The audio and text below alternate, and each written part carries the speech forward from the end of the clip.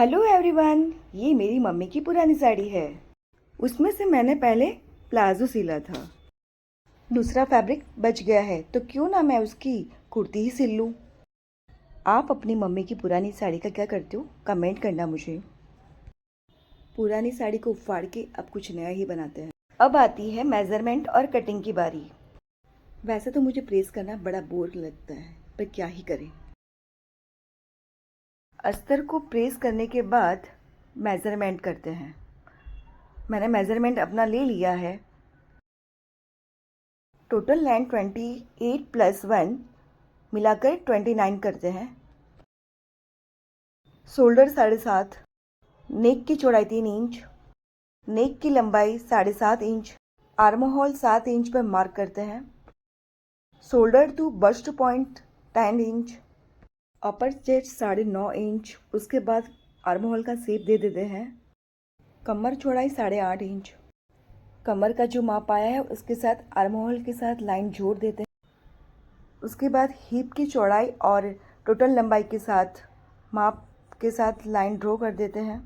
Line draw करने के बाद एक्स्ट्रा फैब्रिक को हम कटिंग कर लेते हैं। जो भी कुर्ती का मेज़रमेंट लिया था वो एक्स्ट्रा फैब्रिक हमें कटिंग कर लेना है।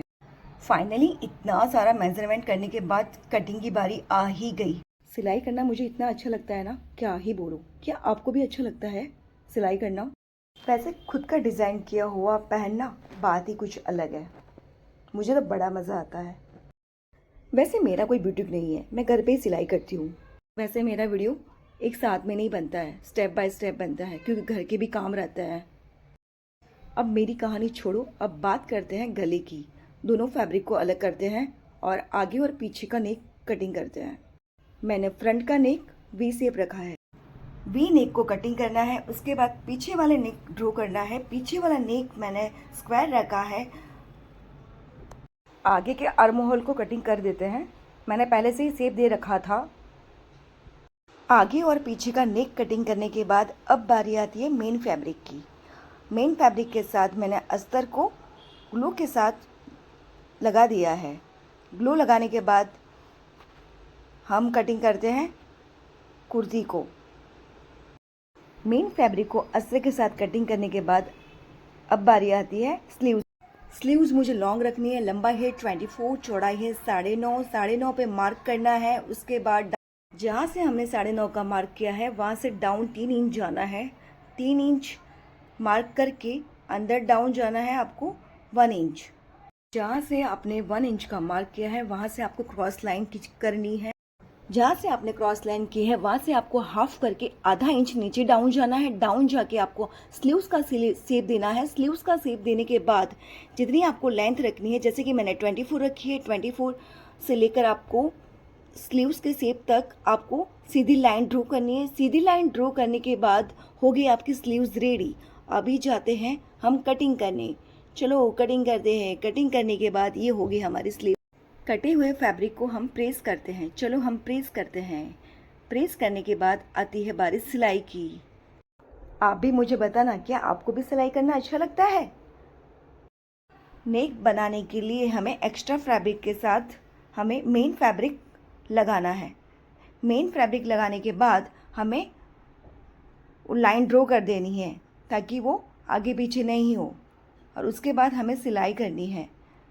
सिलाई करने के बाद हमें कटिंग करना है। कटिंग करने के बाद हमें साइड पे हाफ इंच में हमें कट करना है ताकि वो इजीली उल्टा हो सके। उल्टा करने के बाद हमें उस पर प्रेस करनी है। प्रेस करने के बाद हम धीरे धीरे बॉर्डर पे सिलाई करेंगे। सिलाई करने के बाद हम उल्टा करके उसको वेस्ट कपड़े को सिलेंगे। ये हो गया आगे का नेक रेडी। चलो अभी अब प्रेस करते हैं। आगे के नेक को प्रेस करके हम पीछे का नेक बनाते हैं। सेम प्रोसेस वैसे ही करना है। एक्स्ट्रा कपड़ा लेना है। कपड़ा लेने के बाद आपको मेन फैब्रिक के साथ लगाना है और सिलाई करना है।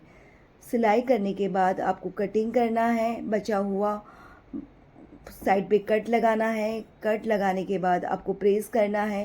प्रेस करने के बाद आपको ऊपर से सिलाई करनी है। और फिर ये हो गया रेडी।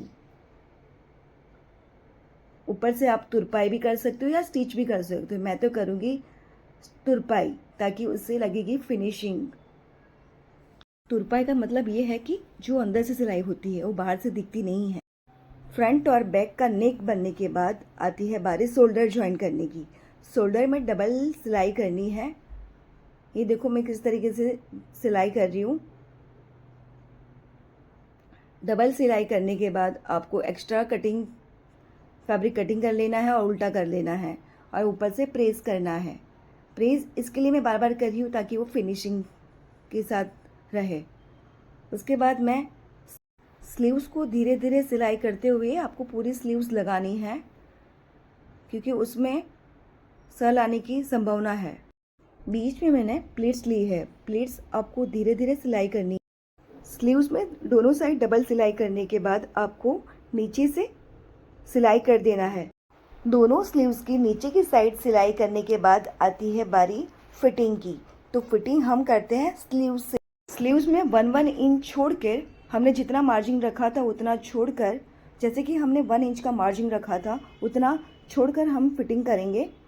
ऊपर से नीचे तक हमने मार्क कर लिया था, उसी लाइन पर हम धीरे धीरे सिलाई करते।